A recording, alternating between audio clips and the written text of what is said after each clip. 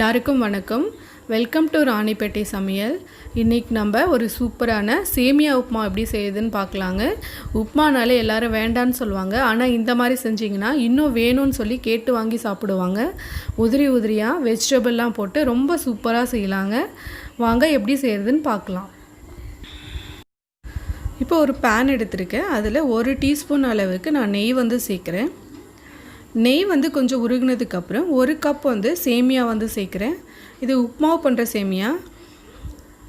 இப்போ இதை கொஞ்சம் லைட்டாக நல்லா ஃப்ரை பண்ணி எடுத்துக்கலாம். இது கொஞ்சம் லைட்டாக ஃப்ரை ஆனதுக்கப்புறம் ஒரு 2 டீஸ்பூன் அளவுக்கு ரவை சேர்த்துக்கலாம்.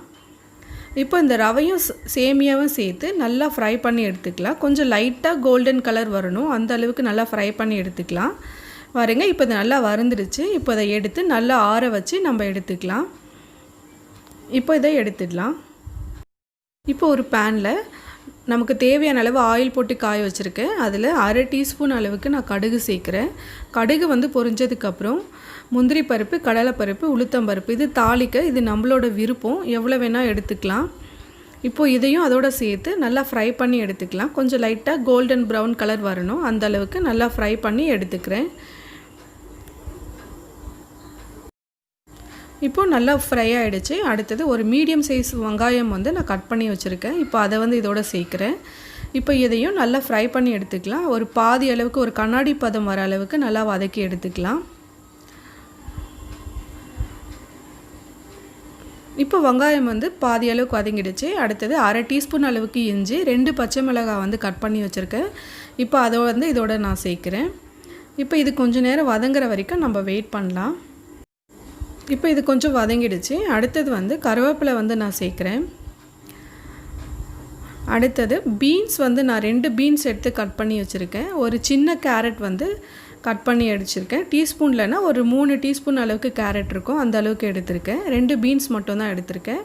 அடுத்தது பச்சை பட்டாணி ஒரு 3 டீஸ்பூன் அளவுக்கு வேக வச்சுருந்த பச்சை பட்டாணி இப்போ நான் இதோட சேர்க்குறேன். இப்போ வெஜிடபிள்லாம் சேர்த்துட்டு இப்போ நல்லா ஃப்ரை பண்ணி நம்ம எடுத்துக்கலாம். இது ஆயிலே கொஞ்சம் ஓரளவுக்கு குக் ஆகிடணும், அந்த அளவுக்கு நம்ம வதக்கி எடுத்துக்கலாம். இப்போ நல்லா வதங்கிடுச்சு. இப்போ நம்ம தண்ணி சேர்க்கலாம். நான் 1 கப் சேமியா எடுத்திருந்தேன், அதுக்கு 2 கப் அளவுக்கு நான் தண்ணி சேர்க்குறேன். 1 கப் சேமியாவுக்கு 2 கப் கரெக்டாக இருக்கும். நம்ம ஃப்ரை பண்ணதுனால கொஞ்சம் தண்ணி எக்ஸ்ட்ரா வேணும். அப்படி ஃப்ரை பண்ணலைன்னா 1.5 கப் ஊற்றினா கரெக்டாக இருக்கும். இப்போ இந்த உப்புமாவுக்கு தேவையான அளவு உப்பு நான் சேர்க்குறேன். இப்போ கொதிக்க ஆரம்பிச்சிருச்சு. இப்போ நம்ம ஃப்ரை பண்ணி வச்சுருந்த சேமியா இதோட சேர்த்துடலாம். நல்லா ஹை ஃப்ளேமில் வச்சு நல்லா கொதிக்க வச்சு எடுத்துக்கலாம். அப்போ தான் தண்ணி சீக்கிரமாக குறையும். சேமியா உங்களுக்கு குழஞ்சி போகாமல் இருக்கும். நல்லா ஹை ஃப்ளேமில் வச்சு தண்ணி கொஞ்சம் சீக்கிரமாக குறையிற அளவுக்கு நல்லா கொதிக்க வச்சு எடுத்துக்கலாம். இப்போ பார்த்தீங்கன்னா தண்ணி நல்லா குறைய ஆரம்பிச்சிருச்சு. இப்போது நான் தக்காளி உள்ளே இருக்கிற ஜூஸ் விதையெல்லாம் எடுத்துகிட்டு மேலே இருக்கிற அந்த சதை பகுதியை மட்டும் நான் கட் பண்ணி வச்சுருக்கேன். அது 2 டீஸ்பூன் அளவுக்கு இப்போ இதோட சேர்க்குறேன். அப்படி நீங்கள் தக்காளி சேர்க்கலைன்னா லெமன் ஜூஸ் இப்போ சேர்த்துக்கலாம். இப்போ பாருங்கள், தண்ணி நல்லா குறைஞ்சிருச்சு. நல்லா ஹை ஃப்ளேமில் வச்சதுனால இப்போ இதை க்ளோஸ் பண்ணி வச்சிடலாம் மீடியம் ஃப்ளேமில். இப்போ தண்ணியெல்லாம் நல்லா போயிடுச்சு. நல்லா ஃபஸ்ட்டு நல்லா ஹை ஃப்ளேமில் வைக்கணும். அப்புறம் க்ளோஸ் பண்ணி மீடியம் ஃப்ளேமில் வச்சோம்னா நம்மளுக்கு உதிரி உதிரியாக கிடைக்கும். இப்போ நான் கொத்தமல்லி சேர்த்துருக்கேன். இப்போ இதை ஆறட்டோன்னு எப்படி இருக்குன்னு பார்க்கலாம்.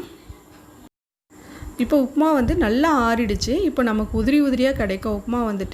ஃபஸ்ட்டு தண்ணி நல்லா குறையிற வரைக்கும் நல்லா ஹை ஃப்ளேமில் வச்சுட்டு தண்ணி நல்லா குறைஞ்சதுக்கப்புறம் ஒரு மூடியை போட்டு க்ளோஸ் பண்ணி மீடியம் ஃப்ளேமில் வச்சு எடுத்தோம்னா சூப்பராக உதிரி உதிரியாக உப்புமா ரெடி ஆகிடும்.